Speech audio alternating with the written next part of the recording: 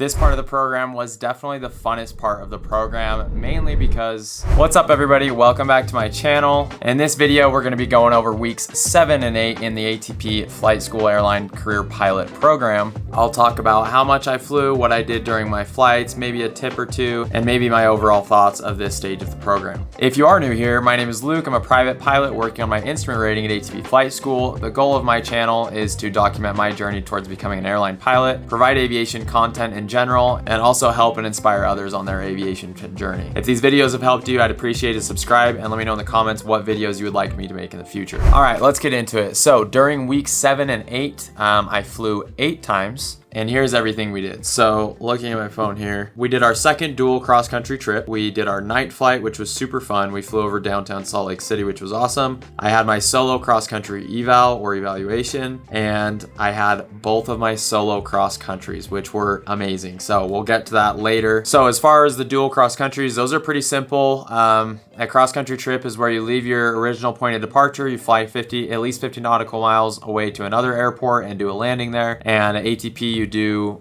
during the private stage, I believe you do 2 with your instructor. So we did our second dual cross-country trip. It's nothing super crazy. We fly there and we're learning how to do the communications with ATC. We get flight following, which is basically where we say, hey ATC, we'd like flight following to this destination. And what they're gonna do is have a second set of eyes on us. They'll look at us on the radar. They're basically gonna let us know, hey, there's someone at your 6 o'clock and they're 1,000 feet below you, but they're climbing, so be looking out for them. You're not really working on maneuvers too much during the dual cross countries, but you are still focusing on your landings, making sure they're safe and making sure you're hitting your spots, your aiming points. Now, honestly, one of the funnest parts of the program was the night flight. It is so fun. So you have to do a night flight that's at least 100 nautical mile cross country trip, I believe, and you have to have 10 takeoffs and landings to a full stop at night to meet the requirements for your private pilot certificate. So we took off at 9 or 10 p.m. whenever it was dark enough to fulfill that requirement, and we flew over downtown Salt Lake City. It was seriously so amazing. It was so cool seeing where I've grown up from a different point of view and seeing everything light up the city. It was also kind of scary looking into the mountains and seeing pitch black. So it was definitely a completely different experience from what I was used to. Flying the night is very different. We got to our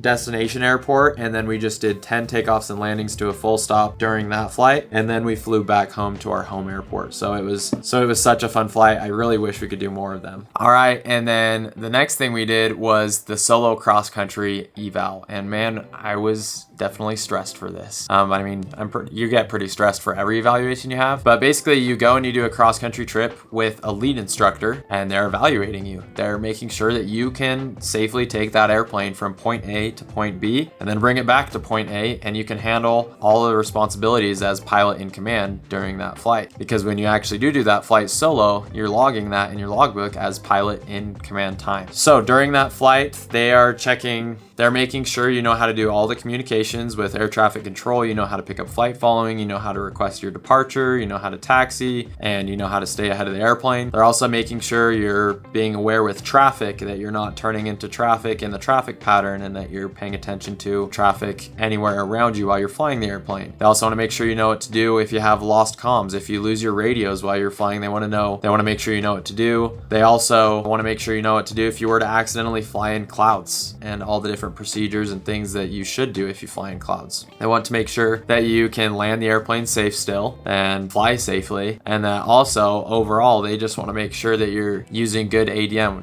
aeronautical decision making. They really just want to make sure that you can act safely as pilot in command and do that flight alone. So my eval went pretty well. I did pass, so that was a plus. And then on to the next thing, your solo cross countries. And these, to be honest, I think it was more fun than doing the solos where you're just staying in the pattern, because again, you actually feel like a pilot. You're flying from point A to B, which is what we're going to be doing one day if the goal is to be an airline pilot. So by the time I passed my eval and I was ready for my solo cross countries, I did feel prepared, and that doesn't mean I knew everything. I definitely didn't know everything. I still don't know everything, but I did feel prepared and I did feel safe in the event of an emergency or anything went wrong. I felt like I at least knew the bare bones that you should know to be able to go do those kinds of trips. So I took off. I went to my first airport. I did a touch and go. I flew to my second airport, did a touch and go, and then I flew back home, and it was it. There's not too much to say. It was super fun being able to just cruise, and you're not having your instructor telling you what you're doing wrong, and you're just enjoying being in the sky. So it was definitely a super fun experience. And again, this stage of the program, because of those cross countries as well as the night flight, was so fun and I loved it. My only piece of advice is the same as always: just study a lot, make sure you're on top of your stuff, and then also really get dialed and memorize all the different checklists, especially the emergency checklist. Because the last thing you want to do is have an emergency while you're in flight and you're alone in the airplane and you don't know what to do, or you start flustering. But if you have things